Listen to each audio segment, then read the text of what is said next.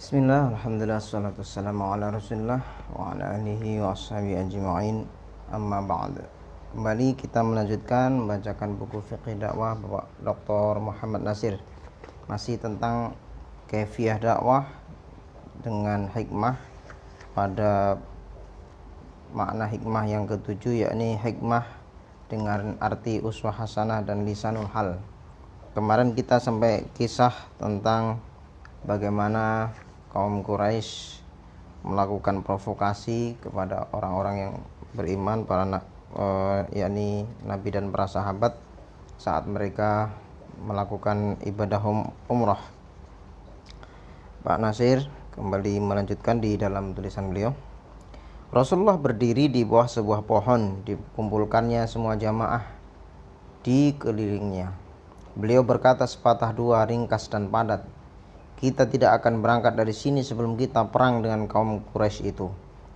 Berdesak-desak dan berebut-rebutlah para anggota jamaah berbaiat kepada Rasulullah SAW bahwa mereka akan pantang mundur dan akan bersedia mati, rela menjadikan pakaian umroh yang serba putih itu jadi merah dengan darah mereka sebagai syuhada pada jalan hak dan kebenaran, syuhada dalam beribadah. Setelah mengambil baiat dari jamaah, Rasulullah menepukkan telapak tangannya ke pangkal tangan kirinya sambil berkata, "Hadza li Utsman." Ini untuk Utsman. Setelah baiat selesai, perasaan menjadi tenang diliputi oleh rasa ridho terhadap apapun yang akan terjadi. Niat sudah didudukkan, keputusan sudah diambil, tekad sudah dibulatkan. Bukan sekali ini mereka akan berhadapan dengan musuh di medan perang dengan kekuatan yang jauh kurang dari kekuatan musuh. Tak berapa lama sesudah itu Utsman bin Affan radhiyallahu anhu kembali ke Hudaybiyah. Ternyata dia hanya dikenakan tahanan 3 hari lamanya. Utsman radhiyallahu anhu melaporkan bahwa usahanya tidak berhasil. Musyrikin Quraisy sudah bersumpah tidak akan membiarkan umat Islam masuk Mekah di tahun itu. Rasulullah mengambil baiat Utsman radhiyallahu anhu seperti yang telah dilakukan terhadap para anggota jamaah tadinya. Dalam pada itu, peristiwa Bai'atur Ridwan di Hudaybiyah itu sampai juga beritanya ke telinga para pemimpin Quraisy. Sudah nyata bagi mereka sekarang bahwa provokasi mereka tidak berhasil dan gertakan mereka tidak mempan. Dan kalau umat Islam itu sudah niat berjihad, bukan sekali ini mereka akan berhadapan dengan umat Muhammad di medan perang dengan kekuatan yang lebih besar di pihak mereka. Badar, Uhud, Khandaq dan lain-lain dengan akibat-akibat yang mereka sudah alami dan rasakan dan masih segar dalam ingatan mereka. Dan bila terjadi peperangan di tanah haram dan di bulan haram lantaran mereka menahan orang hendak beribadah ke Baitul Haram, seluruh penduduk jazirah akan menyalahkan kaum Quraisy. Sebab itu bertentangan dengan aturan-aturan yang sudah berlaku di seluruh jazirah semenjak berabad-abad. Dan satu kali di Mekah dan sekitarnya terjadi peperangan, maka semua orang akan hilang kepercayaan akan kesanggupan kaum Quraisy memelihara keamanan tanah haram. Orang akan segan datang ke sana sebagaimana biasa setiap tahun untuk saling menukar barang perdagangan. Sedangkan penduduk Mekah hidup berdagang. Begitu pula ditilik dari sudut materialnya pula.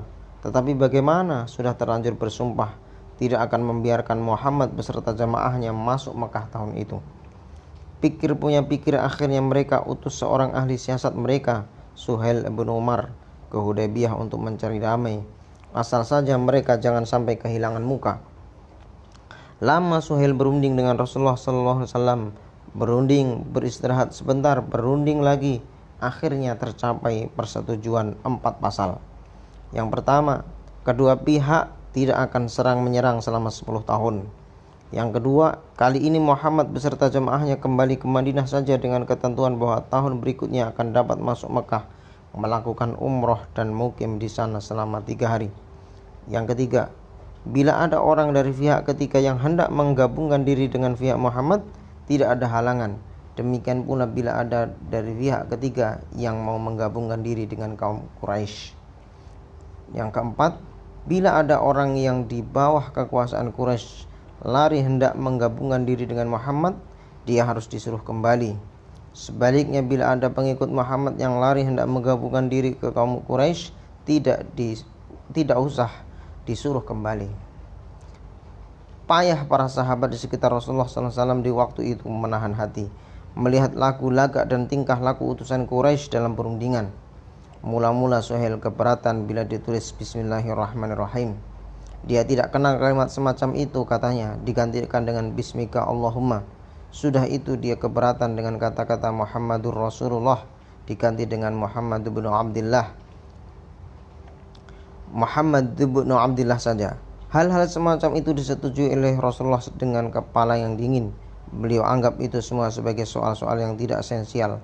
Tetapi para sahabat merasakannya sebagai penghinaan atas Rasulullah dan agama. Isi perjanjiannya mengecewakan mereka. Mereka harus pulang ke Madinah tanpa menyelesaikan umroh. Yang paling berat dirasakan oleh mereka ialah bagian yang menetapkan bahwa bila ada seorang muslim dari dalam kekuasaan Quraisy ingin mencari perlindungan umat Islam di Madinah, dia tidak boleh diterima dan harus disuruh kembali.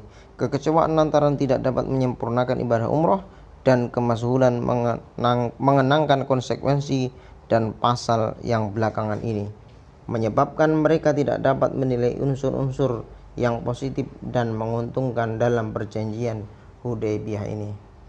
Baik, insyaallah besok kita masih lanjutkan tentang perjanjian Hudaybiyah ini, di mana para sahabat belum mampu mencerna apa dari keuntungan perjanjian Hudaybiyah ini.